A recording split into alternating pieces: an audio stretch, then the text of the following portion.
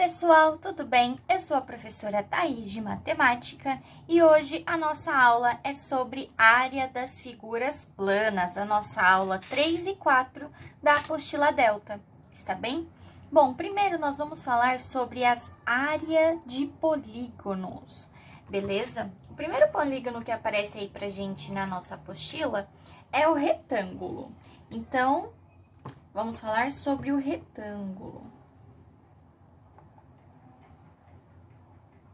Certo? O retângulo, ele tem a seguinte forma.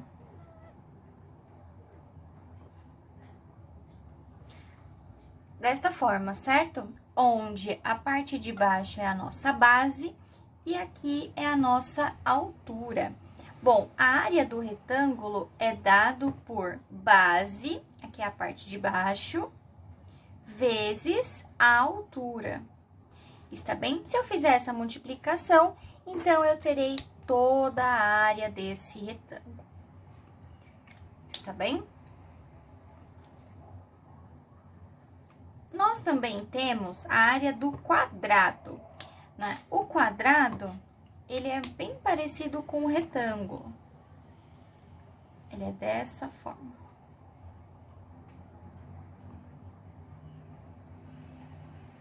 Está bem? O quadrado, ele tem todos os lados dele, tem a mesma medida. Então, a gente pode chamar cada um dos lados dele da mesma letra, está bem? Assim, a área será igual a L, o lado, vezes o lado, certo? Que nos dá L ao quadrado. Então, essa é a área do nosso quadrado. Está bem? Nós também temos o paralelogramo, que eu vou colocar aqui deste lado.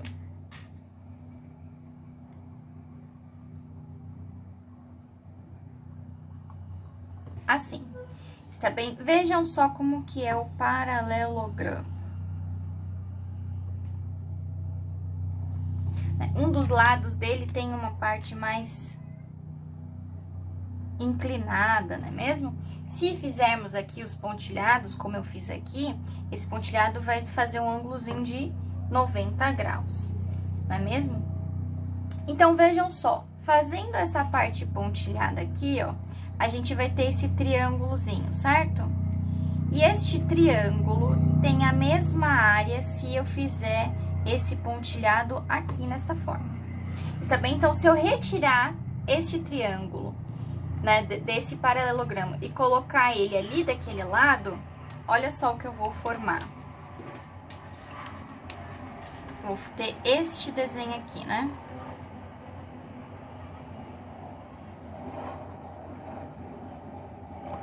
Eu não fiz tão junto para conseguir aparecer, tá bem?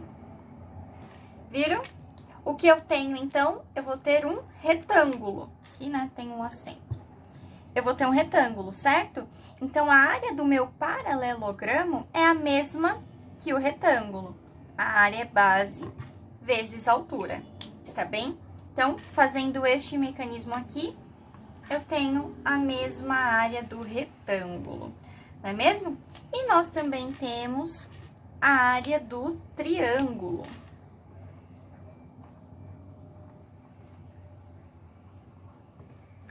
Bom, pessoal, nós temos também o triângulo, né? Bom, como seria a área do triângulo? Fazendo o desenho de um triângulo qualquer, desta forma, vou fazer alguns pontilhados para a gente conseguir enxergar uma coisa bem importante.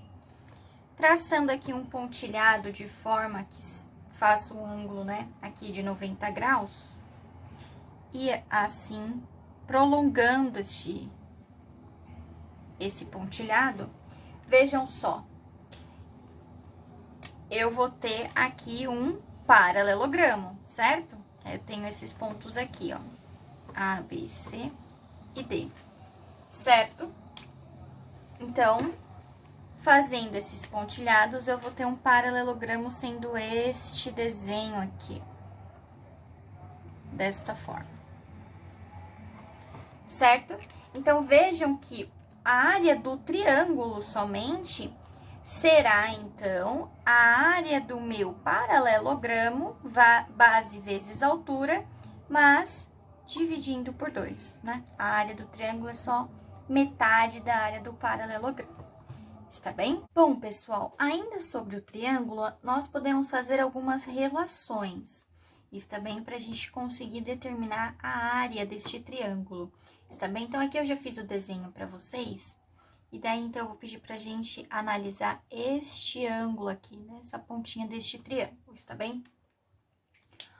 Olhando, então, para este triângulo, nós temos aqui, né, o A, B e C, que são os vértices dele, né? Aqui eu dividi essa parte aqui do meu triângulo, né? Fiz esse pontilhado determinando a altura dele.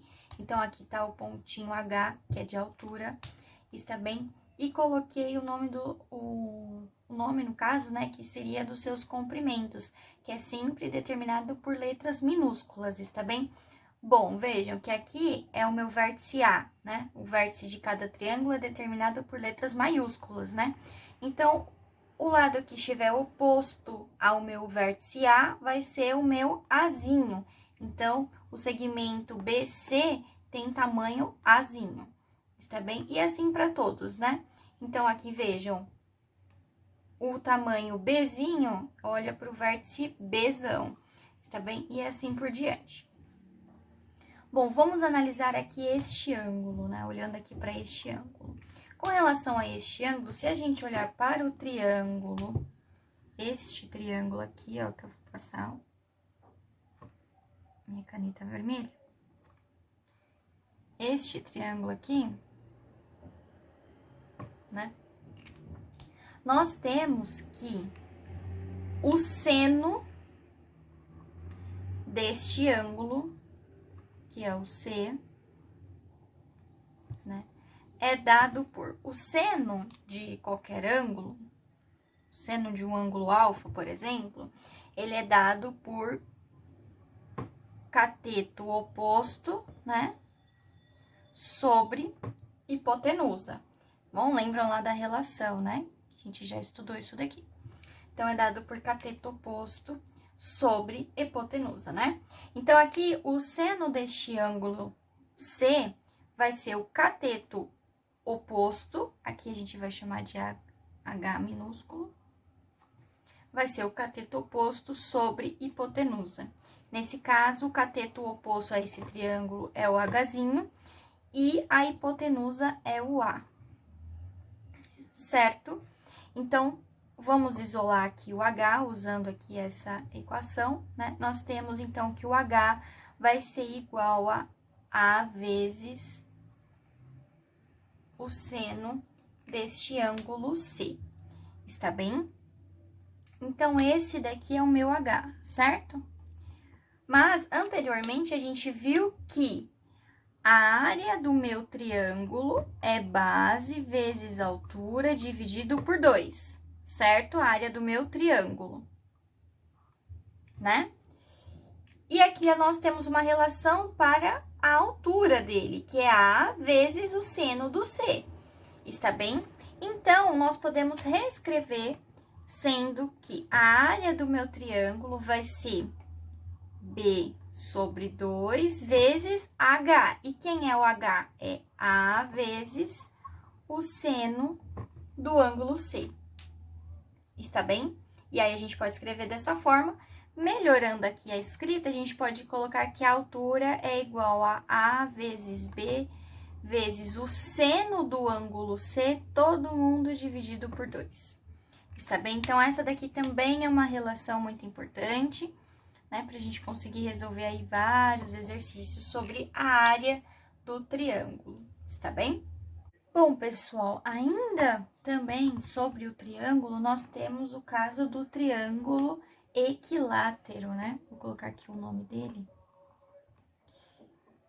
Equilátero. Bom, o triângulo equilátero, ele tem a medida dos seus lados, né? São todas do mesmo tamanho, está bem?